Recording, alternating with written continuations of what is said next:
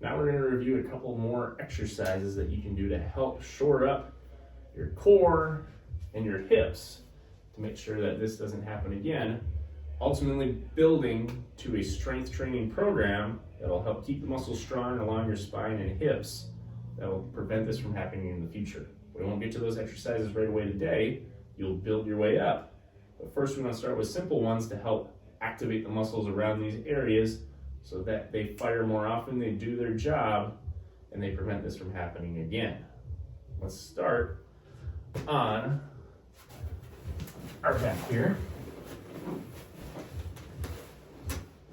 What we want to work through first is a curl up here.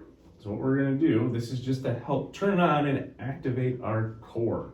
We're going to flatten our back, and I want you to put your fingers in towards your stomach, just out to the sides, right along your belly button, and you're going to push out. Try to turn those muscles on and push out. This is going to help stabilize our spine and turn on the muscles that normally do that. We're also going to tuck our chin down while we do this to help engage all these front anterior core musculature. So I'm going to tilt my chin down, brace, lift and hold for 5 seconds. Right now, I can't push my fingers in towards my stomach because those muscles are firing and pushing out. We're going to hold for at least 5 seconds at a time to start, building the duration that we hold that for and working through 10 to 15 reps at a time before we take a break. Working through as many sets as we can tolerate initially. The next exercise that we're going to go into is a side plank. So I worked on stabilizing my core initially with the curl up first. Now I'm going to go into the side plank to work on my obliques, some of the muscles that line the outside of my spine to help stabilize and support it. I'm going to have my shoulder over my elbow. My knees are going to be stacked, running in a straight line with my shoulder. I'm going to lift up, squeeze my glutes so I have a nice straight line here.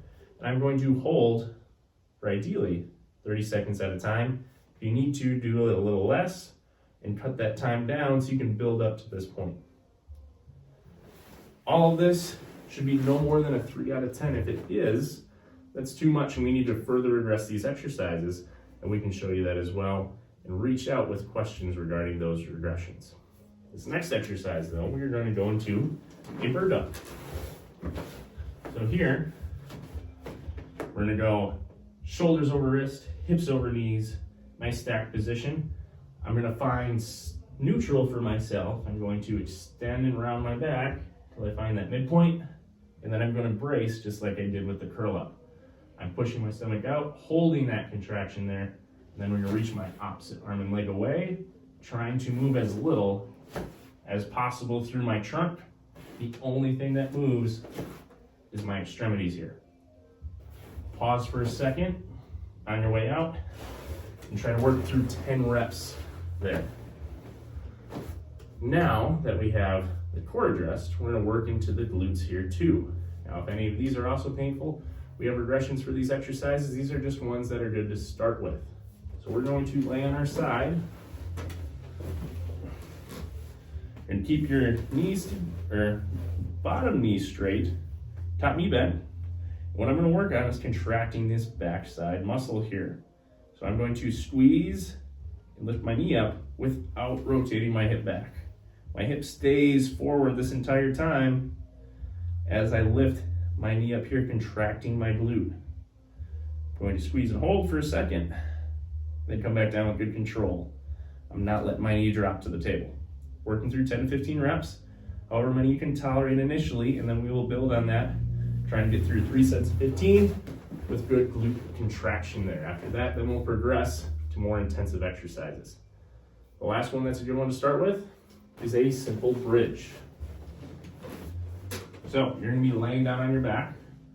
I want you to flatten your back into the table. So find that neutral spine again, just like we did with the bird dog. Go all the way back, arching your back, all the way forward, rounding. Find that midpoint, and then brace your core, pushing out, not letting anything move into my stomach here. I try to push in as hard as I can't do that.